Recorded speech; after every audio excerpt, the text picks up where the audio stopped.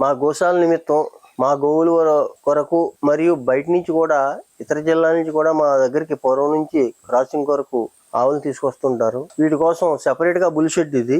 వీటిలో ఓన్లీ అన్ని బుల్స్ మాత్రమే ఉంటాయి. ఇది పొంగనూరు బుల్ నెంబర్ 1 బుల్లు. ఇది కూడా ఇది ఏజ్ అయిందండి. పొంగనూరు బుల్లో వయసు మళ్ళినది. ఇది పొంగనూరు బుల్లో స్వర్ణ కపిల రంగు అంటారండి. ఇది మంచి ఫేమస్ అండి. మొత్తం తోక కలర్ అది కూడా కళ్ళు ముట్టి అన్ని ఎరుపు రంగు రావాలి అలా స్వర్ణ కపిల అని. ఇది కపిల బుల్ అండి. ఇది ఒంగోలు కపిల.